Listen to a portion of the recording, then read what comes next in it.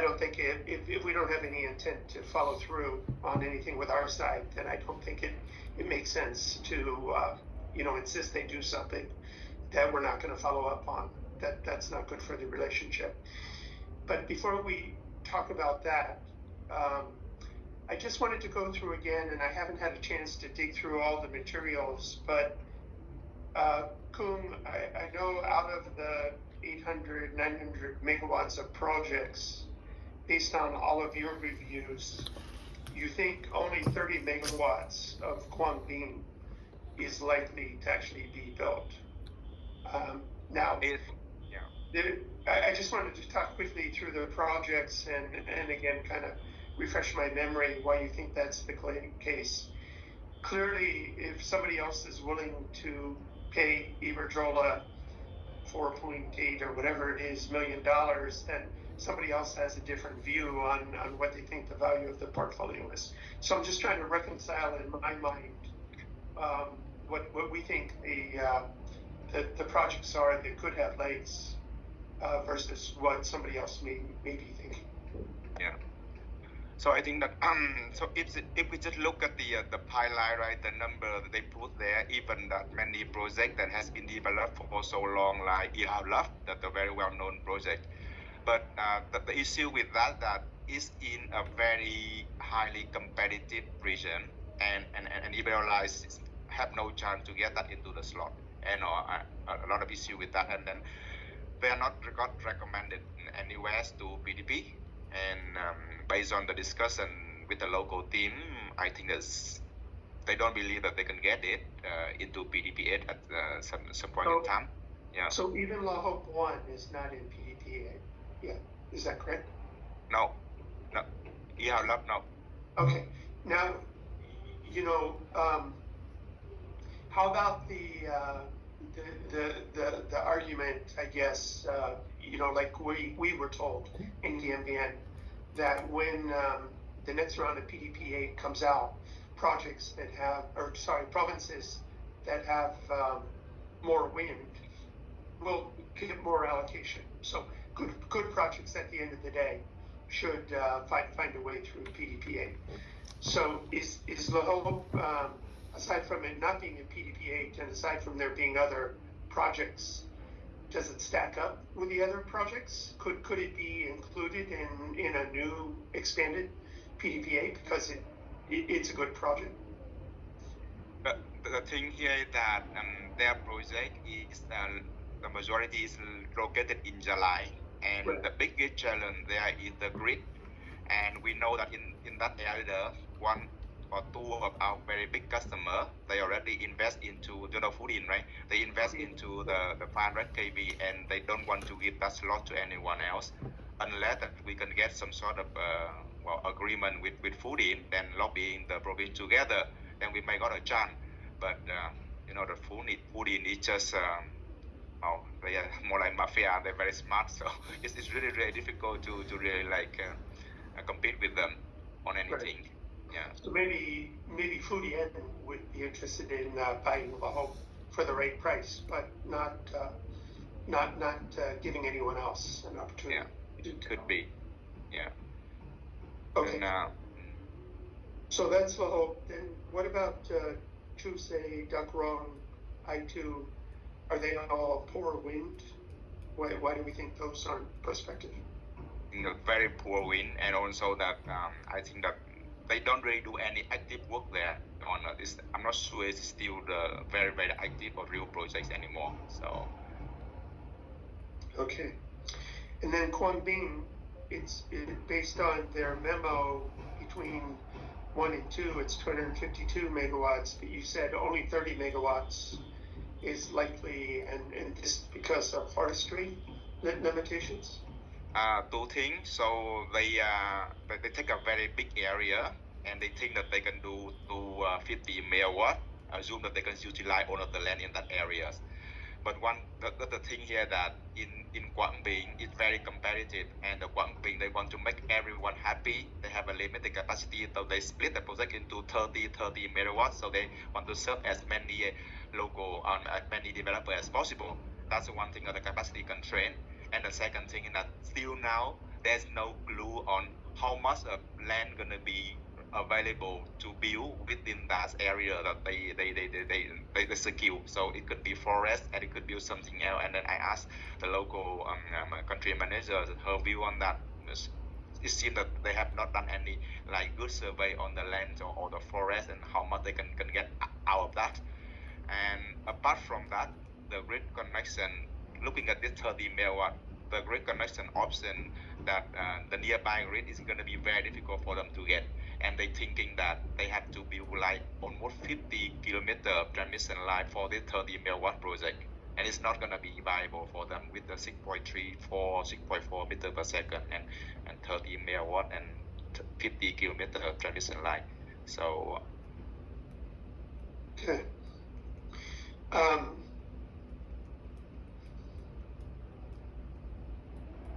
So they haven't even done any forestry survey. That's interesting. I wonder what they've been doing for the last 6 years. If yeah, yeah, I think when we met Iberola team, and we don't know what they are really doing. Okay. So then, kind of begs the question of Iberdrola told us what was their value that they said they got from somebody else, 4 point something million. Why would anyone pay anything for this portfolio? It would be, you know, I of course understand what you're saying and trust we're making the right assessment. But if somebody else came in and paid that amount and then ultimately developed a project to justify it, you know, why it wouldn't look good for us. So why would Iberdrola be telling us they have a bid like that? Why are they trying to misinform us, dissuade us? What did Iberola pay us in at the beginning to buy the portfolio? You remember? How much? It was 2 or 3 million, if I recall correctly. Yeah. It was far more than we thought. Yeah. Was. So I just want to share that if I were there, if I were the Iberola employee, I would not recommend to buy such because I know what Sovitech were doing. I know the status. So I was so surprised to hear that Iberola really buy that portfolio. They call it project. Actually, nothing. It's not a project. Right. Yeah. Right. But why would somebody now be looking? Is Iberdrola telling us the truth that somebody has really offered them? What is it for something million?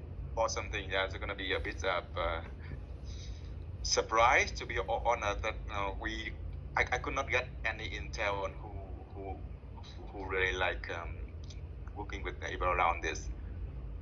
Okay.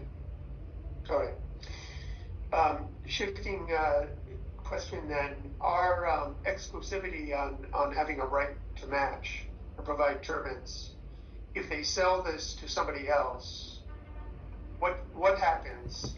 Are they obligated to pass through our right to the new buyer? I don't remember what the circumstances with our exclusivity. So if they don't find a way to terminate the exclusivity agreement, then this will go forever with that local SPV, because we signed with this local company for this particular project, and anyone buy it, I guess that, I think Tom not here, but I guess that anyone buy it SPV will still be resumed the responsibility under this agreement. That's why they are telling us that this exclusive agreement is stopping them from selling the project because they know the project not work with Vestas technology. So okay, but the question I guess is, and sorry, I looked at all of this before the holidays and I don't remember what I read. They have the ability to terminate our exclusivity agreement if they go through a process, and that's what they're saying they want to do. They want to terminate our exclusivity.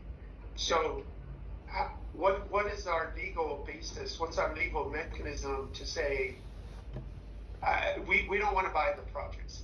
Let's say that's understood. But then what happens to our exclusivity? Can they just terminate the exclusivity if we elect not to buy it and elect not to proceed with FID and they sell the project? think that they so that's they need to go through the process, right, to prove that the this No. one is not. I think no, I don't. But I think if they kind of communicate that they can't achieve FID, that's when they can start to go through this whole termination process, which is what they are trying to lean on. But then if they go through the process and they can't achieve FID, and let's assume that that's the case, they're never going to achieve FID. That's a given. They want to sell the project. What is we could drag them through the process, but it'll get to the same answer. They're not going to achieve FID, and we're not going to acquire the interest. So then I guess the question is, what actually happens contractually? If they don't agree, if they don't decide that they've achieved FID, they don't develop the project, what rights do they have to sell the project to somebody else? What's our legal basis to perhaps have our clause continue on? It seems like if they don't get FID, they can terminate the exclusivity agreement and we're done. Yeah, I think that one of the condition for them that to terminate this one is that when they give a written notice to us confirming that they do not desire to pursue the project anymore, they drop the project. So they send us that notice, then they can terminate this agreement. Okay, but is there? So that's my understanding as well. Is there?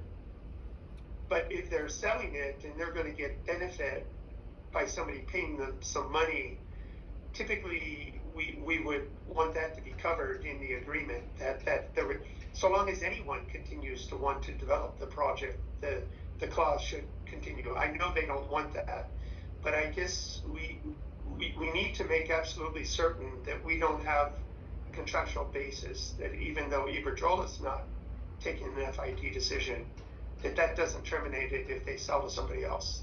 That there's a basis for it to continue on. I don't know that I don't know how long we would fight for that, but I think we need to go back and look with Tom at the documents and just pose kind of the fundamental question. Let's assume we don't want to invest. If they can terminate us, then they can terminate us. We have to understand that we agree they can do that. But if they're selling the project to somebody else, is there any basis in the agreement to say if you sell it to somebody else, then the provision has to continue? Yeah, I couldn't find it myself. I don't think that there is a specific provision in the document saying that. So I again, I'm not, we weren't privy to negotiating this thing, but I can see where this was coming from. Because one of the clauses is the date from the 5th year of anniversary of signing date. So there's an expiry term, if you can define that. So I think the intention, if I'm Iberdrola, was that look, at any point in time, if I think that this thing is not going away, I'll just terminate this, and then they can then sell it off to someone else. Yeah, I think that's one clause is mentioned here. If Vestat does not exercise the call option after 3 months, then so we think will be released, and then they can be free to sell or promote the project to anyone. Okay. The exclusivity right is for us to acquire the project, not just to provide turbines. Sorry, remind me of what we're talking about in our exclusivity agreement. There's the exclusivity on turbine sales, but the exclusivity also covers our right to acquire the project, I guess. Yep, I think that we need to confirm to reject the call option before they can sell to anyone. Okay. All right. Okay. So let me suggest this. We'll have to review this, but I think we can do it with a side discussion with Nikolai, Jason, not have to go to DC. But we need to prepare like an email that just has the highest level bullets, and we need to we need first to say that these are the projects. We only think there's 30 megawatts of potential, and why we think that in as few words as possible. So we don't think there's value in the projects. We don't find them attractive. So we need a summary of that, and then it needs to say that even though they say there's 878 megawatt, we think only 30 megawatts of that is prospective, and this is why. And then secondly, we need to say that we need to just have a very simple summary of what our rights are under the agreement, and just say that if we don't exercise our call option, I don't think we have to go through all the details about them having to go to tender with a process on turbine sales. I think that let's just skip that, but just our rights to regarding the exclusivity arrangement, just to have Tom check and make very clear that there's no basis. If we don't exercise our call option, then we're done. And then on that basis, we can say we therefore should, and in any event, it all terminates in July if they haven't achieved FID. So, and then on that basis, our recommendation is to just let it go and waive our right. Okay. I'll talk to Tom next week when he's back. I just something that I wanted to check with you. Because this was, I assume Inigo was the one that did. Well, we'll talk. Yeah, we'll talk to. We will, even though what's her name? She's still holding on to this in some way. Ultimately, I can talk to Inigo also. Once we draft the email, we'll talk to Nikolai, and then we can just inform Inigo if Nikolai says it's the right thing to do. He's not going to get any credit for this anymore out of anything. We sold our rights on these. Solitech sold our rights on these projects. I think we're divorced from Solitech now. So, this document is all that's left. We don't have any rights over anything with Solitech anymore. So we'll just check with Nikolai first, and then I can call Inigo and explain to him the situation. But we also need to make sure, reach out to Stephen separately and explain the circumstance that we could hold their feet to the fire contractually and say they have to go through this process, but it's not good for our relationship if our sales team doesn't even want to give an offer at this time for a project. If they do want to give an offer, then we have to go through the process, I guess. So maybe both of you could get on the call with Stephen, talk about this, and just say directionally we don't think it's worth dragging them through the process, but we need him to agree that they don't want to propose. Okay, so talk to Stephen. Do you want to just give Stephen a heads up later? We have a call with him anyway. No, I do want to do that separately. I don't want to spend our time on that call talking about Iberdrola. Okay. Let you guys take that up with him separately, because there's a cooling and sales aspect to that. Yeah, I'll talk with him in the office later. Okay. So Stephen, check with Tom and make absolutely certain that if we don't exercise our call right, our opportunity is finished, and then we can make our recommendation from there and put it in just a simple email, not a full. I think in the email it would be good probably to list the projects and the capacity, and then just have a table and have a line of why we think that they're not prospective. Low wind speed, 5 meters per second, no grid, forestry constraint, whatever we can do on a simple table. Okay. And then and Frank, just on the information on someone evaluate the project. So maybe just look at the table as in the just box, right? Even for Iberdrola, they consider themselves in the most optimistic case that 2 wind project is not going to happen. So Iberdrola consider themselves, right? Yeah. And then it's just one thing that is maybe the value they have is on either the PV and best project. Which one? And that's one I don't know. It's maybe there's some value there that people want to buy it. With the solar and BESS projects, 50 megawatt.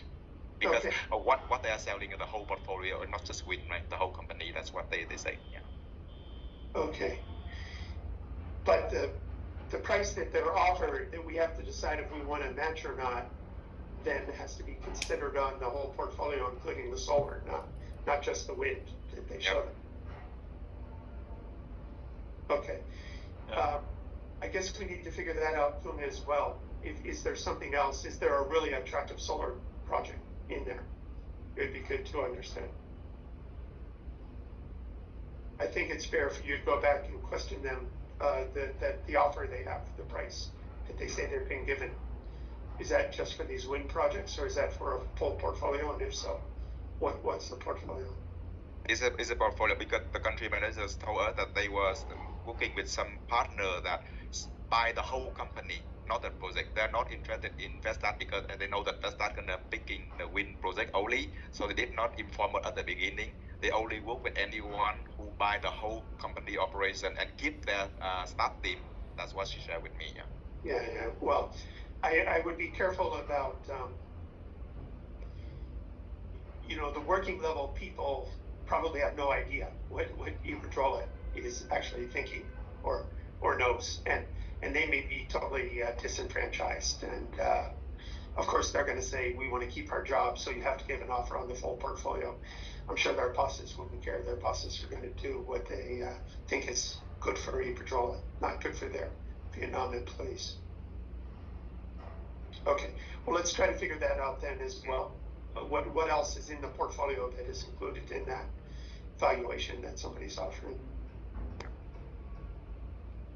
Okay, I'm sure the way that this will end up is we're going to recommend that there's nothing here for us, so we should just let it go and preserve the relationship. But we need to be able to tell Nikolai why we don't believe there's a case to just say no.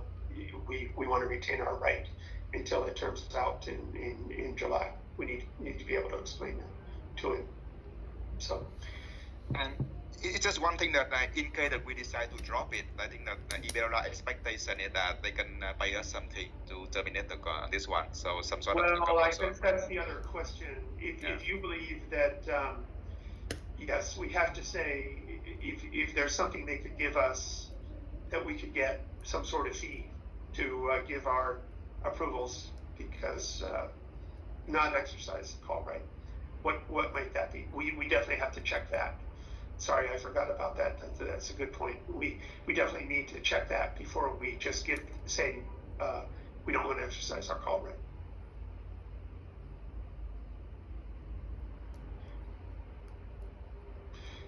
Maybe, Kuhn, would it make sense for you to call back to the local Iberdrola person while we're doing this other stuff that I talked about and say, we're evaluating it. We don't know that we agree with what they told us regarding the exclusivity timing. We think that there's a process they should be running and test somehow. If they're willing to offer us something to get out of the way, then we definitely want to consider that before we just give it up. So how do we test that with them? I don't think that the team here in Vietnam have any idea about that thing, but it's just that when we discussed before with the HQ team, that guy he offered on the table that they can pay Vestas some fee to terminate this one. That's what he recommend. Okay, well, if you were on a call and you have a contact with somebody that said that, then can we do this? Can we be back in touch with that person? And can we say, we're evaluating everything right now. you know, clearly there's a process to go through.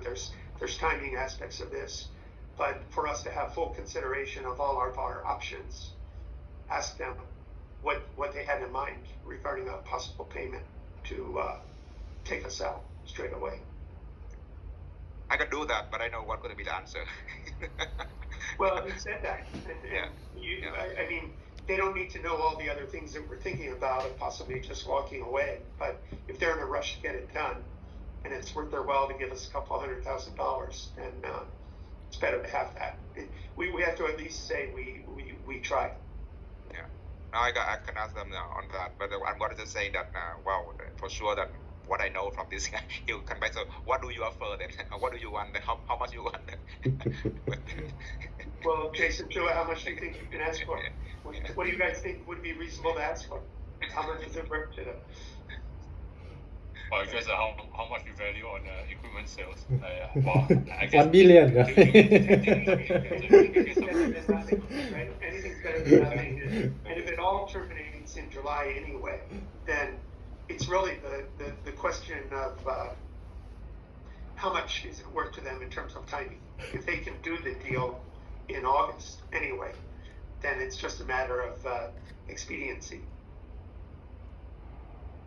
Why don't maybe it would be good if both of you could have the discussion with whoever that more senior person is, and say we're working through all the details, we're looking at the process that is in the documents, just to kind of let them know that them thinking that the exclusivity is their right to exercise the call option has happened. Say we're still evaluating that legally. We don't know that we agree. We don't have to say we don't agree. We can say we don't know that we agree. But if there was going to be a way to get through this in an expedient fashion, feel them out. I'll talk to Kung about this. The person who was, I think, is Nicola. Okay. All right. Okay.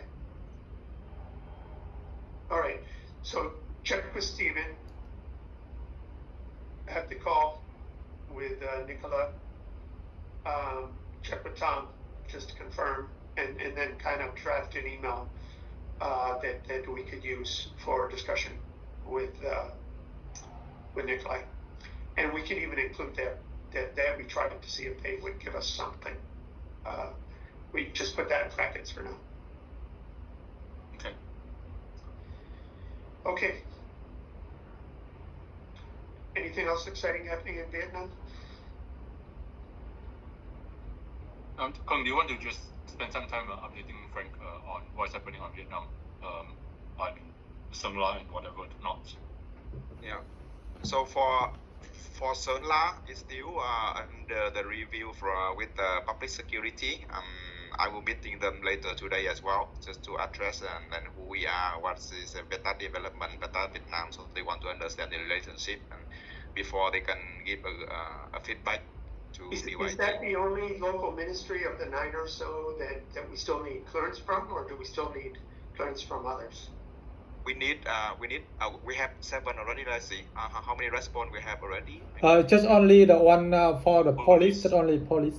Oh, Yeah. oh, that's only one pending. Yeah. So we have all the others. So we just need police, and then is the expectation that the province is going to give us the 3 areas? Have they been positive, or is that still the next step? No. We don't know. So that's one. After this one, and we need to revise our application again to address this concern to change the land, and then after that, then we will see how it the chance that we can get it. But based on how the dialogue's been with Sơn La, what do you think? Are we just in a mix with a whole bunch of other people still, or are they giving indications that I think they have been showing very supportive, so they guide us to go through the process, and what we need to do, then that means that they expect us to continue sending the application, right? So that's a good signal. All right. Okay, that's good. And the MetMast on the 2 DNBN projects? Yeah, I think that thing now we need to get a quotation now for the new sensors, and then we'll see it makes sense to to procure new sensor for every project, or we can use the spare sensor that we have for some time, and then to replace this one the wind is confirmed. So we are waiting for the quotation to see if it makes sense to do so. Okay. So we're recycling most of the equipment. It's just the sensor that might have to be replaced. I haven't updated you, Frank, on some of the recent ongoings on DMBM on the wind measurement. Yeah, I think we could kind of update you here. Okay. Do you want to let Frank know the issue or challenge that we have with wind and sight on the wind monitoring? I think that so the thing we have is that the initial issue were that is the setting were not complete. So the measurement that did been will not capture what we want, which is the wind standard deviation. So it's just about the setting.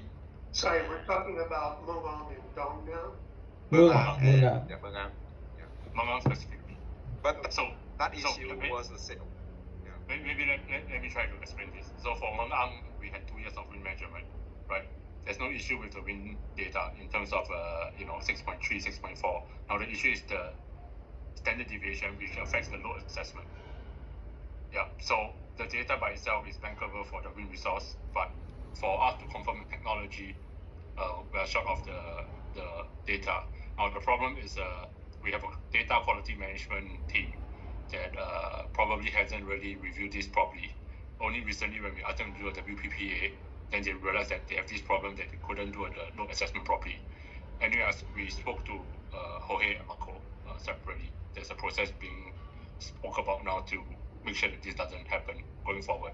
Now the implications to us is this, that at this point in time, wind and sight without sufficient data, they can't confirm that the V163 technology can be implemented. But there's only one technology. It's more of going through the process. So when I spoke to Marco said that look, we might need 3 or 4 months more of data once we replace the sensors and whatnot to calibrate it properly, because we have 3-4 months out of the 24 months. The rest are all invalid. So he needs another 3-4 months to kind of have a very, very good view on the technology to be implemented. So what this means is, well, given where we are on the timing and no clarity on PDPA yet, this actually doesn't affect anything now. The only thing that might affect us is in the sale process. If anybody kind of review this, they want to know. It'll be 3 months before we get to final. So is the MetMass still up at Mongong? Yes, and it is. And is it now? Can the 3 months start from today? No. What do we have to do? What do we have to do? To do some recalibration of the equipment. Okay, well, how long will it take them to do what they need to do so that the 3-month window for the time they need can start?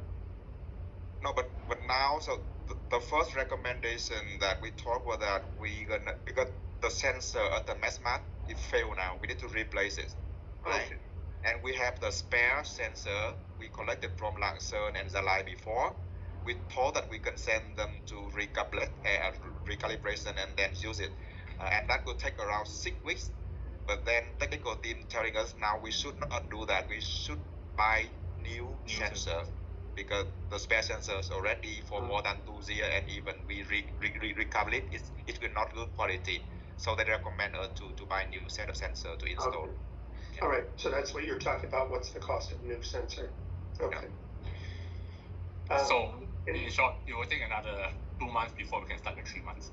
Okay. So we're talking about around 6 months. Okay. All right. And it's only for Mongong, not for Dong? Or is it for both? So for Dong, it's okay. We have the wind as no effect, but we just found out that there are 2 sensors on the wind direction which is not working. It's not affect us at all because we already have a good data of the wind direction. But technical teams recommend that if possible, they still want to replace to fix those 2 sensors on the wind direction. Yeah. Okay. So we'll do that. Yeah. But that's a nice to have, not a must have. Mongong is a must have. Okay. All right.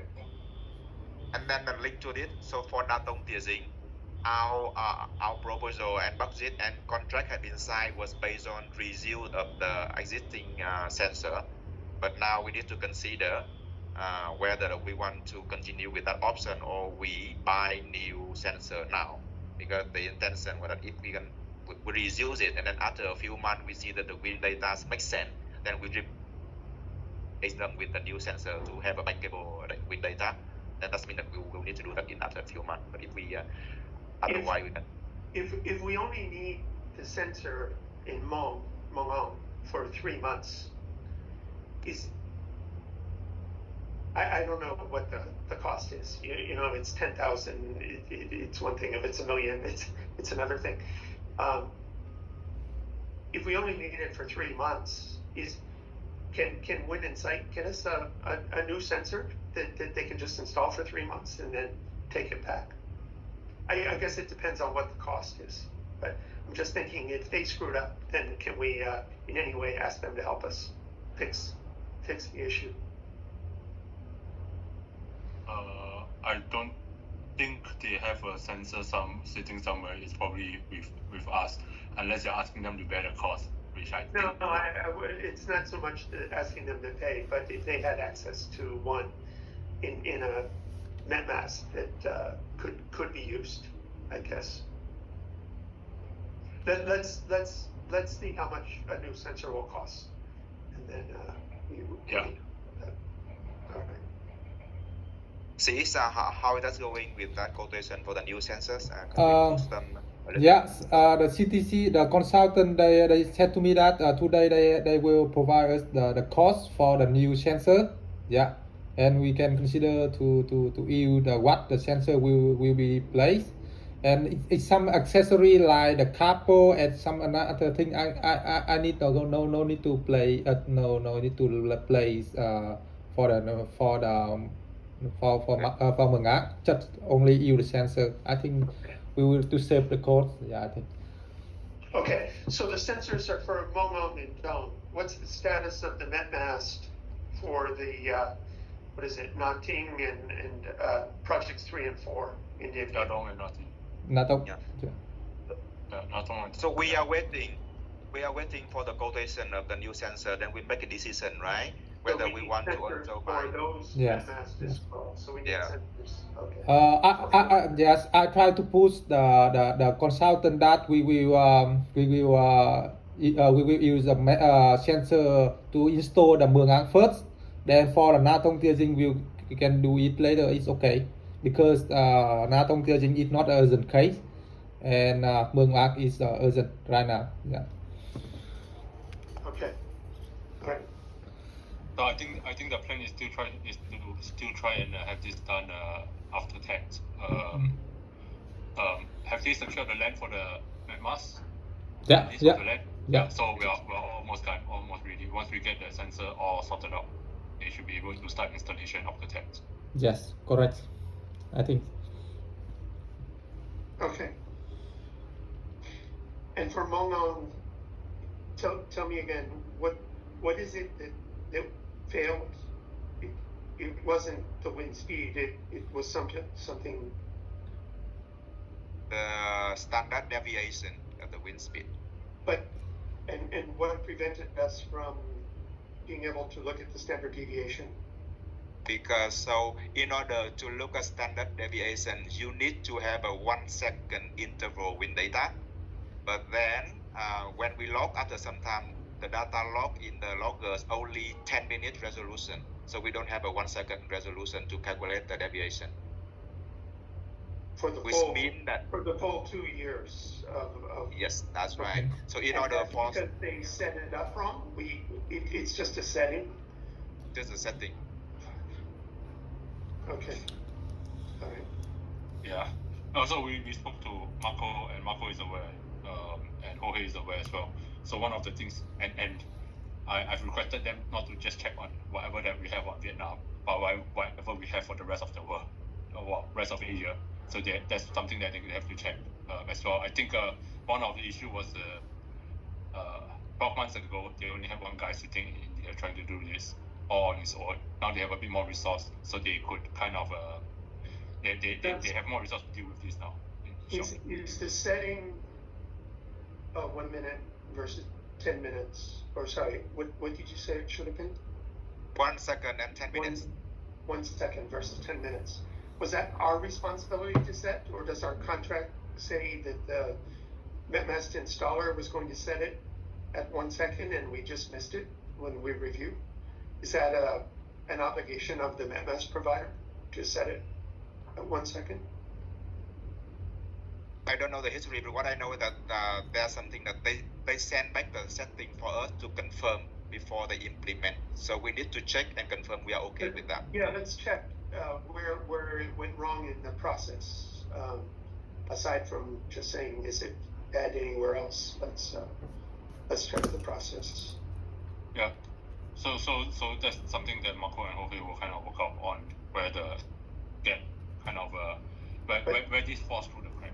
But and again, it's not necessarily that it's going to be a huge amount of money, but if it was the MetMast provider's responsibility to set it based on our instructions and they failed and set it wrong, then maybe at least we can use that as a basis to get a good price on sensors.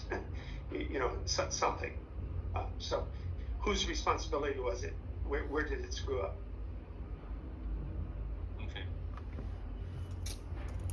Okay. Anything new on anything else? Capco, IPCO? No, Capco, IPCO, silence. So. Okay. Okay. Have you heard anything back from Tokyo Gas again? Tokyo Gas. They're still screwing around with the NDA. Yeah, I think that's, so I think that the NDA is finalized now, so they will need to execute it. Yeah. Okay. Where at VIP, we sent them the memo. Do they have a target for giving us questions? I told them the target is to try to give us by the end of next week, and then we try to address it before. Any questions before that. So I try to put it loosely that instead of getting I could still quite a non-binding offer, but I kind of give them terms. End of the day, I just need to know whether they're interested or not. Right. If they're not interested, then basically we went through the process with them and we can go and talk to someone else. Yes, agreed. Okay. Yeah. Agreed. And I think that's all right. And Foxconn hasn't come back yet on the DVP discussion. Yeah. So otherwise, that's about it for Good job on the Samsung submission. That's a lot of work, obviously. What do we expect to be the next step there? When might we hear back from Schneider? They didn't put out a proper kind of timeline that they're going to get back to us or anyone. We will check on the side. I will check with the Singapore as well and see what's the thing is. The other thing that I'm also following up is the regional NDA that we spoke about signing it the last time when we met them together in Singapore. Yeah, it's been taking forever. Their legal team. Okay. That's for looking at them giving us ideas about other customers. Yeah, correct. Not only for Vietnam, but I was wondering about that as well. Yeah. Okay. All right. And I think that on Jan2025, I see that there's some good momentum there. I think that after the discussion, I also met with him, the country head in Vietnam yesterday during the conference, and just asked her on where they think. They have not regrouped that, but her feedback on that, she feel very positive, and they do have a concern. That's one of the concern is the PDP. Of course, the PDP. That's our concern as well. How to make that through with the PDP, and it seems that they think that 230 is a bit small for them. So they want something bigger. So okay. We're still building bigger. Yeah. It seems they say that they are talking with someone on a portfolio basis, which is basically a portfolio like close to 500 or something. But then, and at the same time, I know that they are also proposing to MOAT an offshore project in the Mekong Delta.